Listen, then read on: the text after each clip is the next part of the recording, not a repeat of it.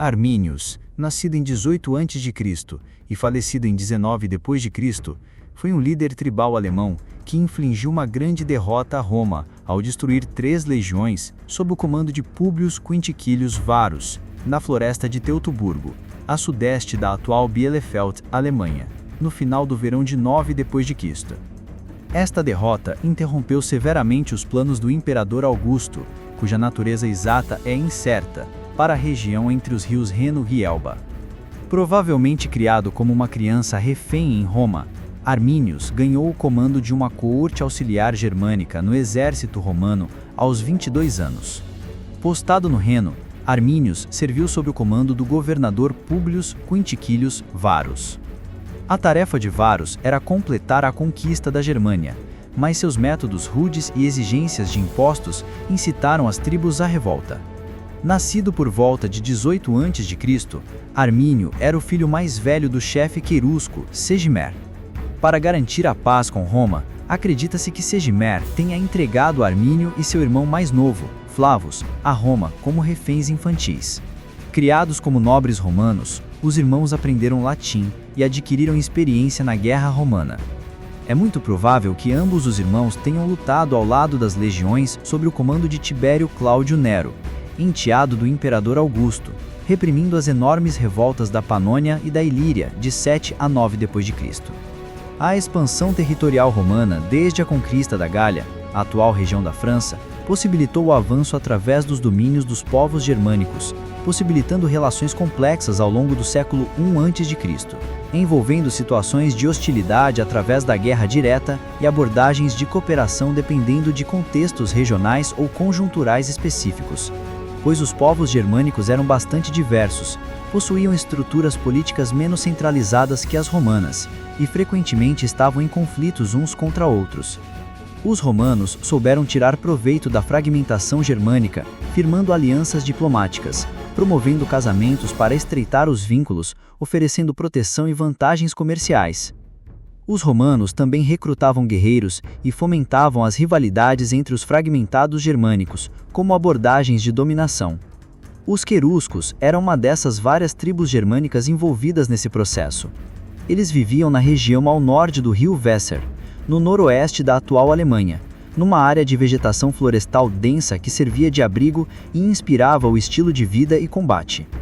Queruscos e romanos estabeleceram uma relação complicada, com mútua aproximação caracterizada pela mútua desconfiança. Enquanto buscavam controlar a região, os romanos acenavam para uma aliança que permitiu que homens da elite germana fossem admitidos na oficialidade do exército, o que criava uma conexão estratégica com aqueles que chamavam de bárbaros. Os exércitos romanos foram divididos em 2 exércitos, um para atuar no Baixo Reno e o outro no Médio Reno, regiões que os romanos chamavam de Germânia Inferior e Germânia Superior, respectivamente. Publius Quintiquilius Varus comandava as 3 legiões que constituíam o exército da Germânia Inferior, a Legião 17, a Legião 18 e a Legião 19. Varus confiava e gostava do seu carismático comandante auxiliar, Arminius, que também era um elo útil com a nobreza tribal. Durante o verão de 9 d.C., Varus marchou com o seu exército de 3 legiões e auxiliares de apoio de Vetera, no Reno, para a Germânia Central.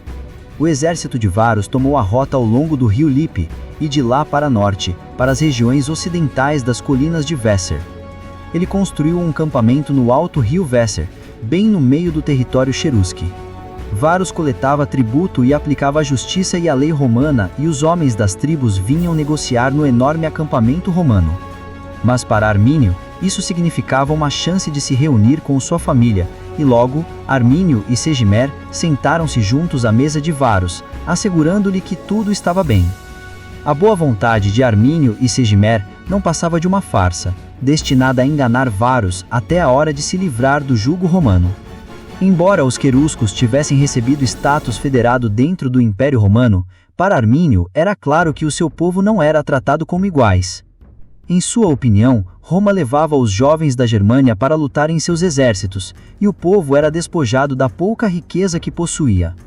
Os romanos destruíram até mesmo a própria terra, cortando a madeira de florestas antigas e sagradas. Armínio encontrou os chefes numa clareira secreta para tramar a destruição dos romanos. Armínio sabia que as legiões não seriam derrotadas facilmente. O enorme acampamento romano ofuscava as vilagens locais, e suas fortificações tornavam os legionários quase invencíveis. Os legionários tinham armadura, armas e disciplina melhores que os guerreiros germânicos, a grande maioria dos quais eram agricultores. Os nobres tinham bandos de súditos pessoais bem armados, mas estes eram relativamente poucos em número. Para derrotar as legiões, Armínio uniu as tribos. Ele atrairia Varus e suas legiões para a floresta de Teutoburgo. Lá, o terreno acidentado favorecia os guerreiros germânicos de Armínio de armas leves, rápidos e ágeis. Nem todos os chefes germânicos estavam dispostos a abrir mão dos privilégios recebidos por Roma. O tio de Armínio, Ingilmero, optou por permanecer neutro, enquanto Hercúlio Segestes chegou a revelar a conspiração a Varus.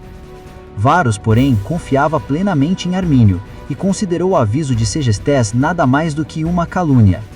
Varus sabia muito bem que Segestes não gostava de Armínio, pois Armínio tinha a intenção de se casar com Tusneuda, filha de Segestes, que já estava prometida a outra pessoa. Com a aproximação do outono, o exército romano se preparava para marchar de volta aos seus quartéis de inverno no Reno.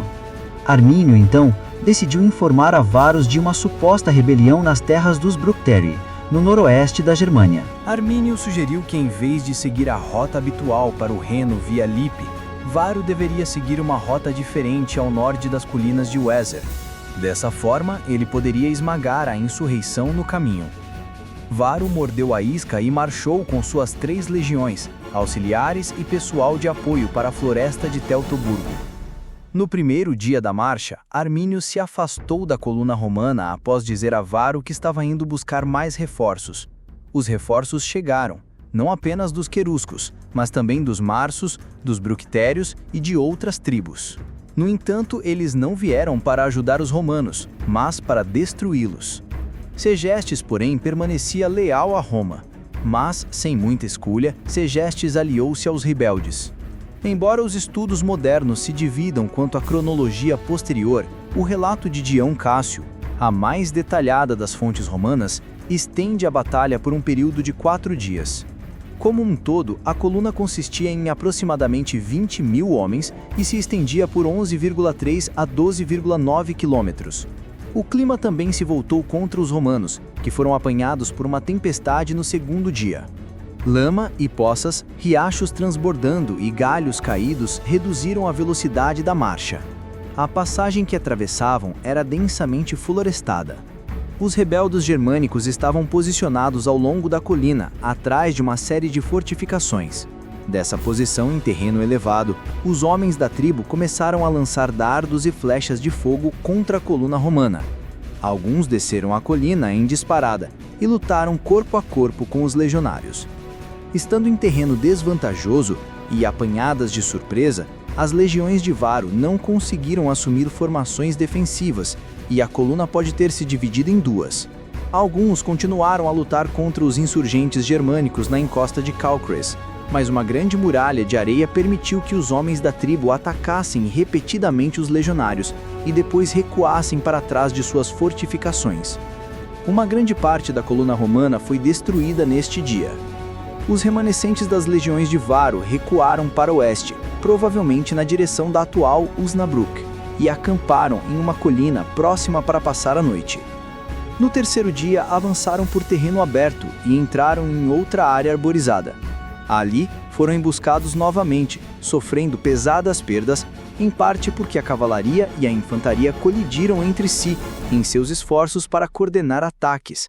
Alguns membros dessas tribos que não haviam se juntado a Armínio inicialmente optaram por apoiar sua causa, e assim o exército da Aliança Germânica cresceu.